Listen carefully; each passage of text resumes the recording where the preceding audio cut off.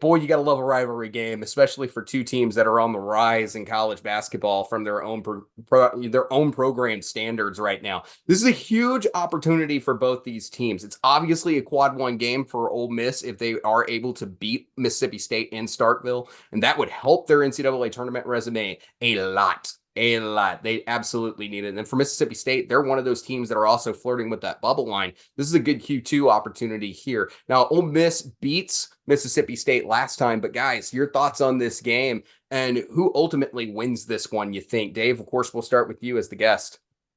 I mean, wouldn't you agree? I think both teams are coming off a little bit of subpar performances. I mean, Yeah. obviously, Mississippi State didn't play great against at home against Arkansas at the Hump, and then you got Ole Miss kind of struggled, played with its food a little bit. I feel like Missouri, again, we talked about it off air. Big seed game for both teams here. Big seed game. I feel like the first matchup, Ole Miss's crowd had a big impact on that game. As we talked about, everybody who covers college basketball knows there's been a lot of road teams, top 10 road teams that have gone on the road and lost this year. Not obviously Ole Miss in the top 10 team, just trying to point out how hard it is to win on the road, especially in the SEC this year. I'd argue 1 through 11 on the road is a tough road game this year in the SEC. And that's not even including Bud Walton Arena, which is normally a top 2 or 3 environment, if not the best in the league. But I think Mississippi State's home crowd matches what Ole Miss's crowd did last year. Because I think you're splitting hairs a little bit with these two teams. I think obviously Ole Miss can get it going a little bit better with Flanagan and Morrell offensively and Juju Murray and stuff like that. But I think the Hump's going to be a different environment. I think it has to be. The key here will be, can Mississippi State shoot any free throws at all? I mean, they could maybe win. They may have won last time in Oxford if they make it. It's every game for Mississippi State. I've never seen a team shoot free throws so poorly as they do. But I think something tells me this is one of Mississippi State's bigger wins they had in a while. Probably since Auburn a couple of weeks ago at home. I think they get it done on Wednesday night in a kind of a must-win opportunity to kind of stay in that upper echelon of the league. Yeah, I totally get where you're coming from in that. It's certainly interesting.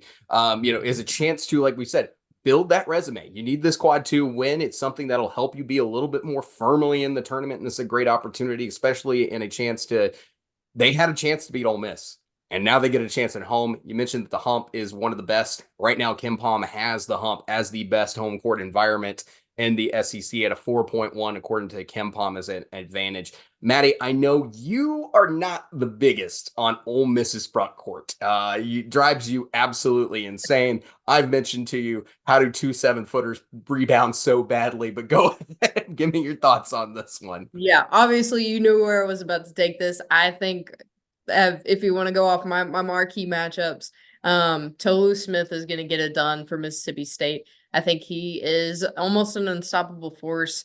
We saw him almost be stopped by Arkansas, which, you're probably not going to have 2 off games in a row from one of your top players. So I think we're going to see Tolu Smith absolutely, take them to the grindstone. Obviously, Josh Hubbard has been playing excellent as well. Gotta love Josh Hubbard. Gotta love him.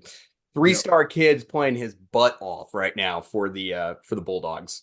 Yeah, so I think with the combination of those two, Tolu getting it done down low, Josh Hubbard taking you out behind the perimeter and taking people to school, I think Ole Miss is going to have a lot on their hands with this one.